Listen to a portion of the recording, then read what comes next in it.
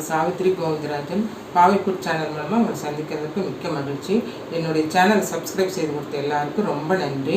இன்றைக்கி நம்ம என்ன ரெசிபி பண்ண போகிறோம்னு பார்த்தீங்கன்னா, இன்றைக்கி சிக்கன் வச்சு பெப்பர் சிக்கன் கிரேவி தான் செய்ய போகிறோம். அது ரொம்ப நல்லா இருக்கும், ரைஸுக்கும் நல்லாயிருக்கும், டிஃபன் ஐட்டங்களுக்கு எல்லாமே ரொம்ப நல்லாயிருக்கும். அது எப்படி செய்யலாம் என்னன்னு பார்க்கலாம். வாங்க எப்படி செய்யலான்னு பார்க்கலாம்.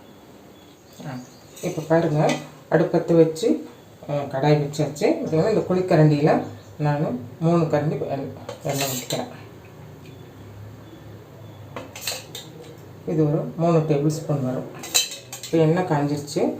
ஒரு சின்ன பட்டை, ஒரு கிராம்பு, ஒரு ஏலக்காய் போட்டிருக்கு. இது கூடவே பார்த்திங்கன்னா சோம்பு 1 ஸ்பூன். சோம்பு பொரிஞ்சதும் கருவேப்பிலை போட்டுக்கலாம்.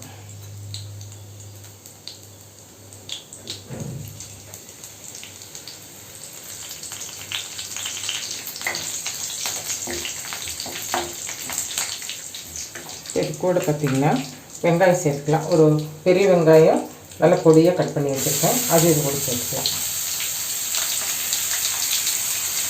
நல்லா வதங்கணும். நல்லா வதங்கி கொஞ்சம் ப்ரௌன் கலர் ஆகணும். இப்போ இது வெங்காயம் ப்ரௌன் கலர் ஆகிடுச்சு.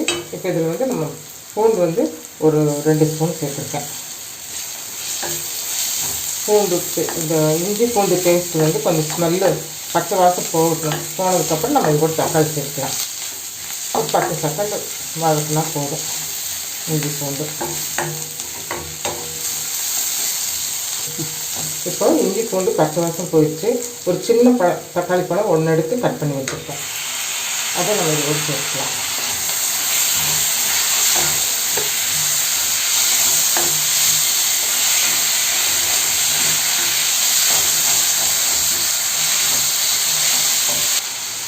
இப்போ இந்த தக்காளி வதங்கிறதுக்கு நம்ம கொஞ்சமாக உப்பு சேர்க்கலாம். கொஞ்சமாக சேர்க்கலாம்.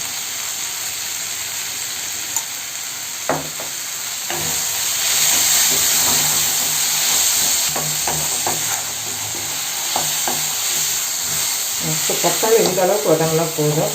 இல்லை நம்ம சிக்கன் சேர்த்துட்டு 10 நிமிஷம் வேகும்போது இன்னும் கொஞ்சம் நல்லா வெந்துக்கும். போதும், இந்த அளவுக்கு வந்து போதும். இப்போ இது கூட வந்து சிக்கன் 1/2 கிலோ எடுத்துருக்கேன். அந்த 1/2 கிலோ கறி இதில் சேர்த்துக்கிறேன். மஞ்சள் போட்டு கழுவி வச்சுருக்கேன்.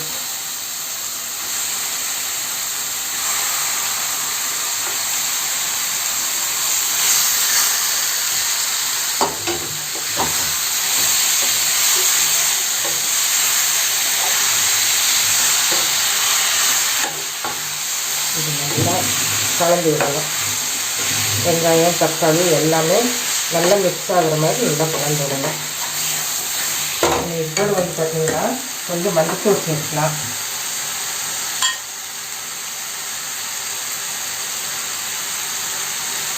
கொஞ்சம் மஞ்சத்தூள், ஏன்னா மஞ்சள் போட்டு கழுவியிருக்கிறோம், மஞ்சள் சேர்த்து தான் கழுவியிருக்கிறோம், அதனால் மஞ்சள் பார்த்து சேர்த்துக்கோங்க. அப்புறம் காரத்துக்கு வந்து பார்த்திங்கன்னா சில்லி பவுடர், அது வந்து ஒரு 1/2 ஸ்பூன் எடுத்துருக்கேன். கொத்தமல்லி தூள் வந்து பார்த்திங்கன்னா ஒரு 2 ஸ்பூன் எடுத்துருக்கேன். இது கூட நம்ம உப்பு சேர்த்துக்கலாம். கொஞ்சம் உப்பு சேர்த்து நல்லா கலந்து விட்டுட்டு வேக வச்சுக்கலாம்.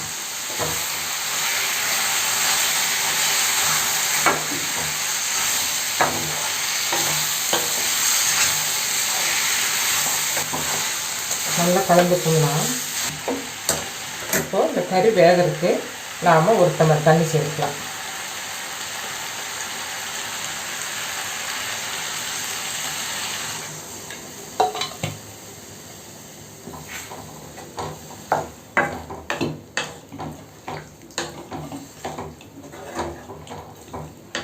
இப்போ பார்த்தீங்கன்னா இது தண்ணி சேர்த்து நல்லா கொதிக்க ஆரம்பிச்சிருச்சு. இப்போ இது வந்து நல்லா கொதித்து ஒரு 10 நிமிஷம் வேகட்டும். அதுக்குள்ளே வந்து நம்ம இதுக்கு சேர்க்க வேண்டிய ஒரு பொடி ஒன்று ரெடி பண்ணிக்கலாம். இப்போ பார்த்திங்கன்னா மிளகு வந்து ஒரு 2 ஸ்பூன் எடுத்திருக்கேன். பெருஞ்சீரகம், சோம்பு வந்து 1 ஸ்பூன் எடுத்திருக்கேன். சீரகம் ஒரு 1/2 ஸ்பூன் எடுத்திருக்கேன். இது கூட வந்து பார்த்திங்கன்னா ஒரு சின்ன பட்டை, ஒரு 2 கிராம்பு, 2 ஏலக்காய். இது இப்போ எல்லாமே வந்து மிக்சியில் அரைச்சிட்டு வந்துடலாம். பாருங்கள், இப்போ இந்த மிளகு இதெல்லாம் நம்ம பொடி பண்ணிட்டு வந்திருக்கோம். இப்போ இது வந்து 10 நிமிஷம் ஆயிடுச்சு. இப்போ இதில் வந்து இது நம்ம சேர்த்துக்கலாம். இந்த மிளகு பொடி வந்து இதில் நம்ம சேர்த்துடலாம். மிளகு சோம்பெல்லாம் பவுடர் பண்ணியிருக்கோம்ல அதை இதில் சேர்த்துடலாம். சேர்த்துட்டு இப்போ இது நல்லா கலந்து விட்டுடலாம்.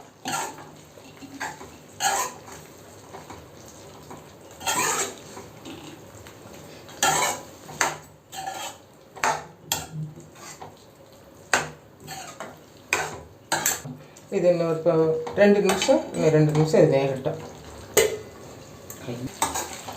பாருங்கள், பெப்பர் சிக்கன் கிரேவி ரெடி ஆயிடுச்சு. ரொம்ப நல்லா வந்திருக்குது. இப்போ நம்ம வந்து இதுக்கு கொத்தமல்லி தூவி இறக்கிடலாம்.